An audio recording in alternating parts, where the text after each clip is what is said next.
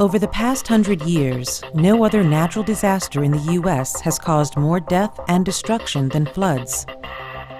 They can happen any place, any day, any time. And they will likely only get worse.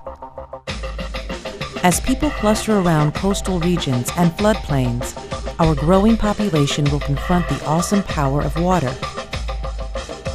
For thousands of years, farmers have depended on seasonal floods. The waters irrigated their crops and fertilized their lands. Today, excess water is channeled into reservoirs and power hydroelectric dams. But when water levels rise suddenly, far more than the ground can absorb, a flood occurs. Flash floods are a perfect example. Sudden storms unleash a torrential downpour. The runoff moves with surprising force. At a depth of 2 feet, the water can push aside a car. In fact, half of all deaths from flash floods involve vehicles. But floods occur in many other ways. Heavy rains and thawing snowfall can overwhelm rivers. Storm surges caused by hurricanes and tsunamis inundate the coastline. Landslides and mud flows can displace large volumes of water. Dams break, levees fail. In the Great Mississippi Flood of 1993, several of these factors came into play. Over 10,000 square miles of the Midwestern United States were overwhelmed with rain. In a cruel twist, the earthen dams known as levees along the upper Mississippi River forced the water to flow downstream faster and stronger. Communities further downriver were hit with the full brunt of the Mississippi. 2/3 of all the levees were breached. Though towns rallied to protect their lives and livelihoods, the damage was still immense. Over $10 billion in damages, 56,000 homes flooded or destroyed, and some 50 people were killed.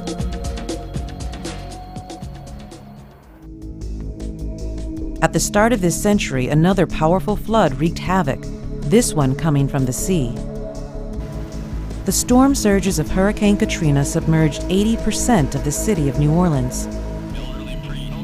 Over 1,800 people died in the floods.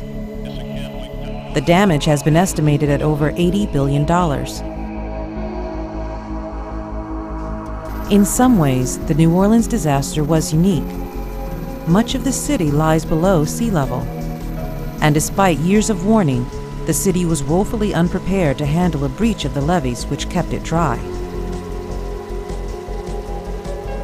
But we are still vulnerable. Sea levels may rise. Coastlines could erode. Rain patterns might change. Snowpacks could melt. And then the waters would rush in.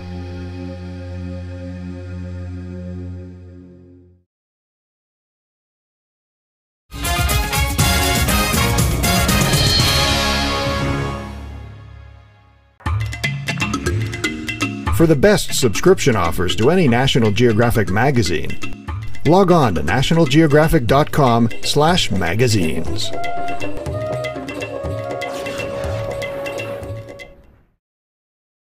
This presentation copyright National Geographic Society 2007.